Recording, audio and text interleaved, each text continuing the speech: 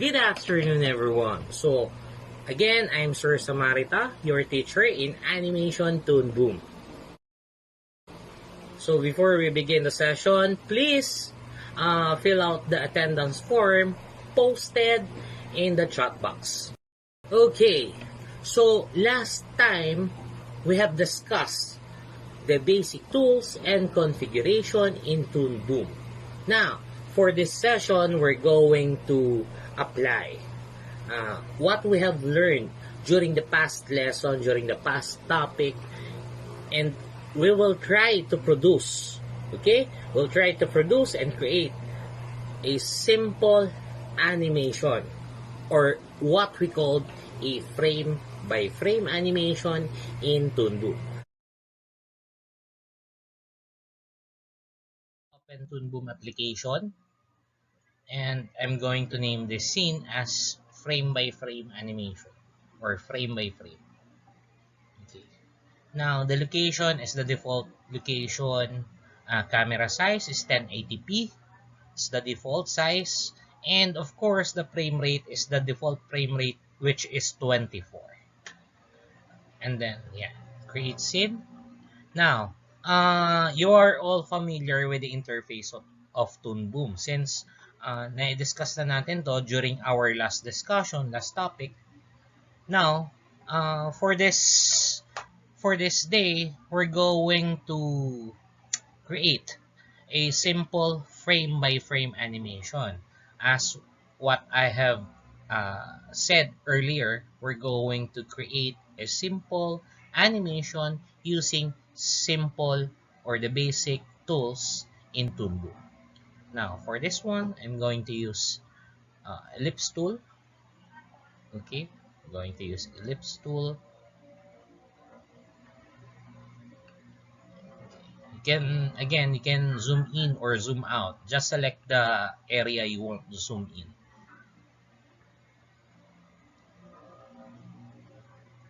Okay, I'm going to change the color of this one into orange. Palitan natin siya ng kulay. Gawin natin siyang kulay orange. Since I'm going to draw a basketball. Okay, now after creating ellipse tool, I'm going to create a line.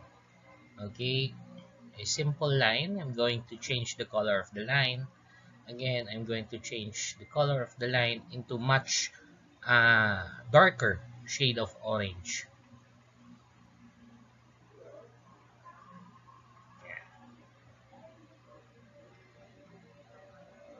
Okay, so first line. Okay, then zoom in. Now I'm going to have a contour, or the line will be contoured. Okay, simple, again, a simple basketball. Okay. Contour. Okay, now for the third one. Okay. Another contour. I'm adjusting that. So it gives more realistic effect or pictures of a basketball. Okay, now as you can see, I have the basic features of a basketball. Now, again,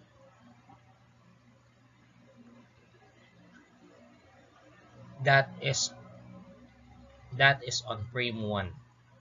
Okay, select that and then insert. Okay, I'm going to insert.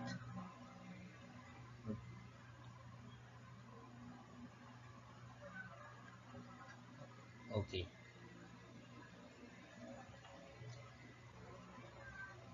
before inserting, please make sure that your onion skin is enabled. So, para makita nyo kung ano yung position ng first picture. Now, after that, I have inserted a new keyframe. Okay, a new keyframe in frame number 2.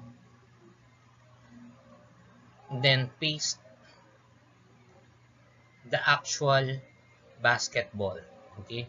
Then, you can rotate that image. Kung ano man yung gusto nyong angle, you can rotate that. Okay. For this one, medyo uh, in-squash ko siya. Okay? I have applied the stretch and squash principle of animation to make it or to give it more realistic effect. Okay? I have squashed that. And then again, in frame number 3, I copied the basketball. But this time, okay, nirotate ko ulit siya. Pero this time, I'm going to squash this image. Okay, I'm going to squash this image horizontally. Okay. Ayan. So, yan. Ayan. So, I have 3 frames na. Now, for the remaining frames, all I need to do is copy the image in frame number 2, then insert another keyframe in frame number 4. Okay, so once you have faced that image, then you can rotate that again. Depende sa inyo yun kung anong gusto nyong angle ng bola. Depende sa inyo. Now, I have squashed that. Okay, so I have now 4 frames. Another keyframe on frame number 5. And then this time, I'm going to copy the image or the ball in frame number 1. Okay. In frame number 1. Okay, and paste that in frame number 5. So, as you can see, para dun sa mga medyo nalilito, pag sinabi nating frame, frame, basically, it represents one paper. Okay? For those who are familiar with paper and pencil animation, one frame represents one drawing. Okay? Now, so as you can see, gumagalaw na yung bola natin. A simple bouncing ball. Okay? A simple bouncing ball, but applied yung ating animation principle, which is the stretch and squash. Now, for this time, I'm going to change the color and make it gradient. O, gagawin ko siyang gradient to make, to give or make it more appealing. Gawin nating mas appealing yung ating bola para hindi siya maging masyadong flat. Okay, now, yeah, can adjust that and choose radial. Okay, can choose the radial. Yeah, gawin natin siyang radial. Okay, ay lang, ina-adjust ko lang according sa kung ano man yung maganda para sa paningin ko. Okay, now after that, syempre nasa gilid lang kasi yung dark. So, I'm going to apply the edit gradient. Yan, edit gradient. As you can see, pwede nyong i-edit kung gaano kalaki man yung gradient natin. Now, may konting changes. Babalik ta rin natin. Ayan, babalik ta rin natin siya. I'm going to change that. Yan. So, the darker side of the ball is yung outer side. Now, the lighter side is the inner part. Yan. So, to make or to give it a more realistic effect. Okay. Now, okay. Now, as you can see, meron na tayong bouncing ball. Yan. There you have it.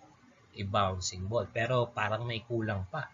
Now, I'm going to, okay, Now, pati yung lines,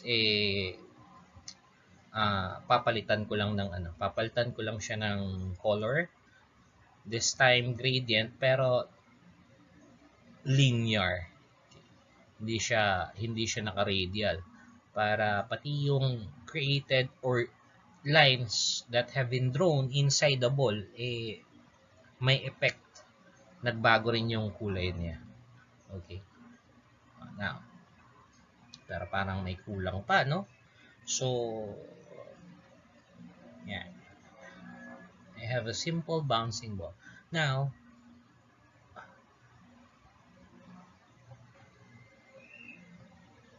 ang kulang na lang nito to make it more realistic. Again, to make it more realistic, let's try to add another layer. Now, the question is, sir, para saan ba yung another layer? Now, this time, I'm going to insert another layer. It's again vector. Okay, a vector. Now, I have layer or drawing underscore 1 and drag it at the bottom. Okay?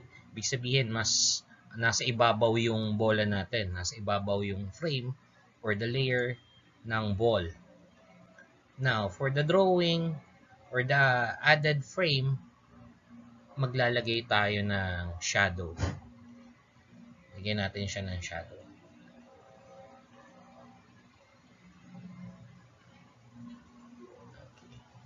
A simple shadow will do. Okay. Let's make it smaller since we have to consider the height of the object. Yan. We have to consider the height of the object kasi. Yan. Kaya natin. So, mas malayo yung object, mas maliit syempre yung shadow niya. Okay. I think I have put that shadow. Okay. Babaan lang natin yung shadow. Let's adjust the height of the drawing. Drag na lang natin siya pababa. Okay.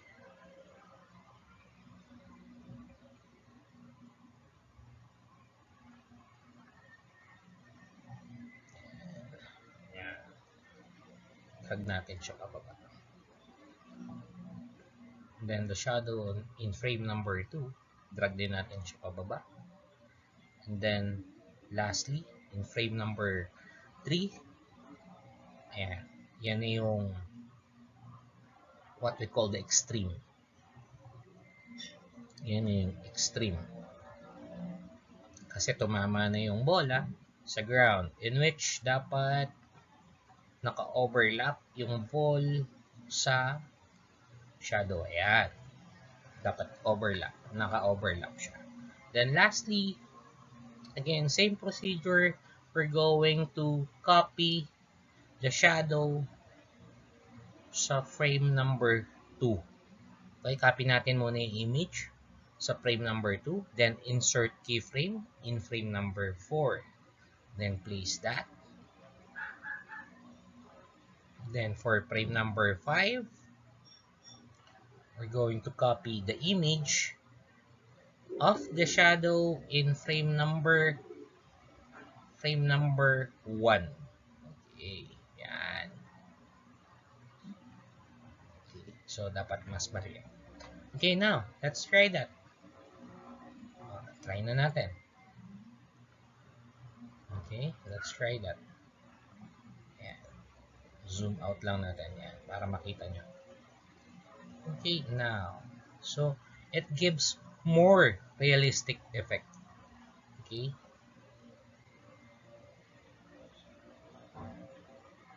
Okay, that's all.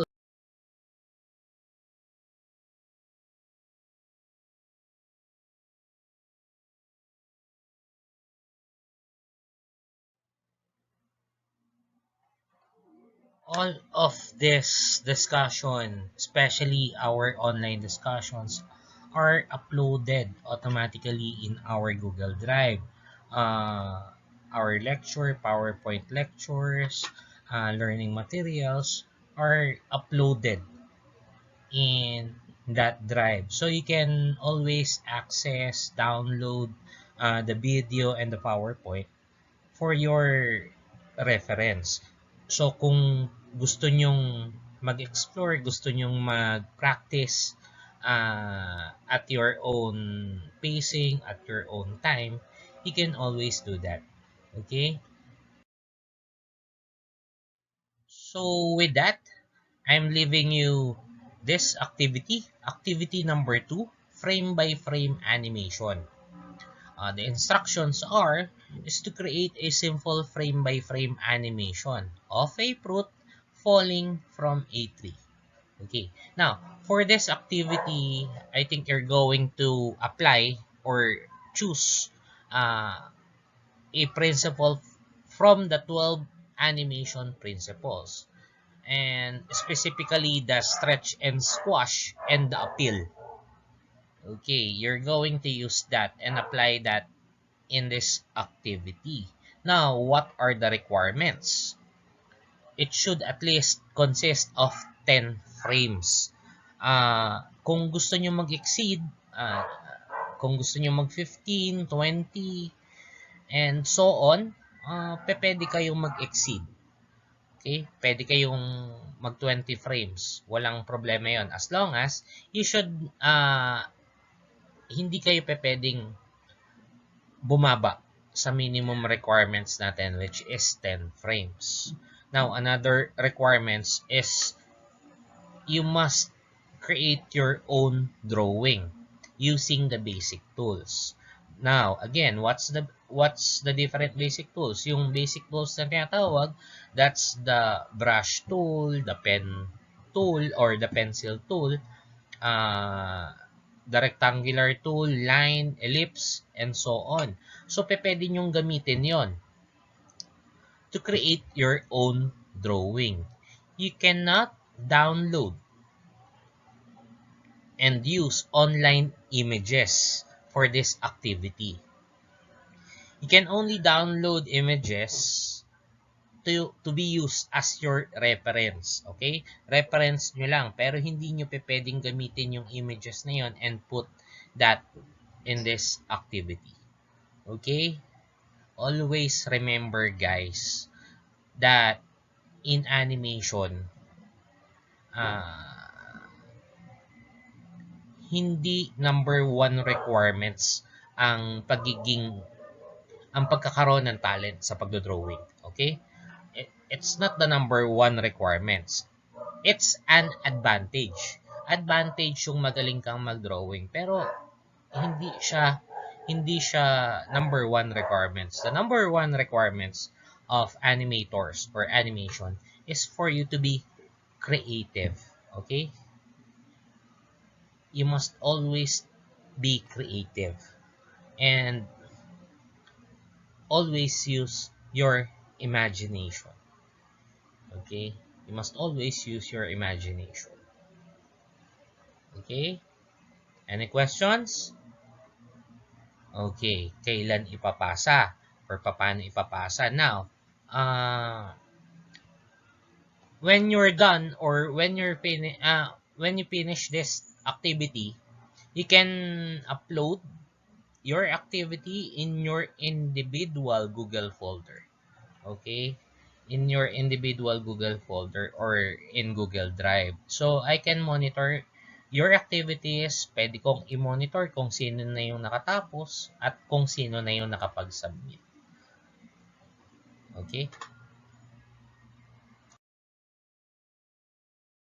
That ends our discussion for today, class. So, thank you for listening and actively participating by asking questions, queries that shows your interest in today's topic. So, I'm hoping that you have learned a lot of things from today's discussion or from today's topic. And I'm hoping to see you again next session. Okay? Have a good day, class. And once again, Thank you.